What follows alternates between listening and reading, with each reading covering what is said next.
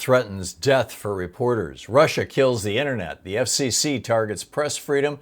The Iran war costs $11,500 a second. Epstein's Zorro ranch gets its first ever search. And scientists finally figure out what cats already knew. Good morning. This is the Commonwealth Report. News for the public commons, not the powerful. Should reporters face the death penalty threats from Trump? The President of the United States spent Sunday calling for journalists to be charged with treason. Treason is punishable by death or a minimum of 5 years in federal prison. In a nearly 400-word rant on Truth Social, Trump went after news organizations for reporting that 5 U.S. Air Force refueling planes were struck during an Iranian missile attack on a Saudi airbase. He called it fake reporting. He singled out the Wall Street Journal and the New York Times, calling them enemies who want us to lose the war.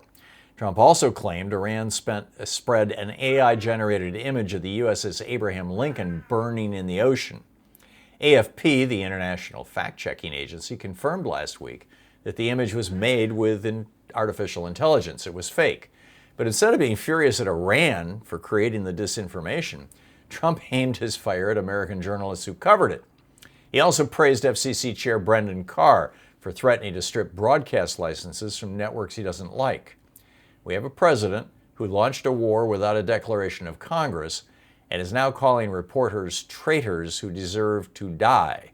That's not a figure of speech. It's a direct reading of what he posted. Every journalist in America should understand what that means. Is Russia's internet blackout a preview of America's future? Starting March 5th, mobile internet went dark across Moscow. ATMs failed, car payments stopped, taxis couldn't be booked. The outages spread from the suburbs into downtown, then hit St. Petersburg. Putin had signed a law back in February letting the FSB, their intelligence service, shut down communications nationwide. Russia has already blocked nearly 1 million websites. WhatsApp and Telegram are barely functional. And now there's talk of a whitelist internet where only government-approved sites get through. Muscovites are panic buying walkie-talkies and pagers. Russia calls it national security. Human Rights Watch calls it a digital iron curtain. As Trump's team works to control what Americans see and hear, this story is worth watching very closely. Is Trump running Putin's media playbook? While the FCC threatened broadcast licenses over Iran war coverage, Trump posted a graphic bragging that he's reshaping the American media. NPR defunded, Colbert gone, Acosta gone, the FCC reformed, CNN under new management. Former U.S. Ambassador to Russia Michael McFaul called it scary, saying it reminded him of Putin's early years. Gary Kasparov said fascism doesn't sneak up on you. The Radio Television Digital News Association called FCC Chair Brendan Carr a bully with a briefcase. Legal experts say broadcast licenses don't come up until 2028, so the threats are largely hollow for now. But every newsroom in America heard the message: cover us right or we'll come for you. That is state control of the press. Who's paying for this war? You are, at $11,000 a second. Senator Elizabeth Warren did the math. Trump's war in Iran costs taxpayers $1 billion a day. That's $11,500 every single second. And that's the low estimate. The Pentagon told Congress the first 6 days alone cost $11.3 billion, which is closer to $21,800 a second. Gas prices have jumped to $3.63 a gallon nationally, up from $2.94 just a month ago. Indiana and Ohio up more than 50 cents. Texas and Virginia 65 cents. California over $5, with some Los Angeles stations above $8.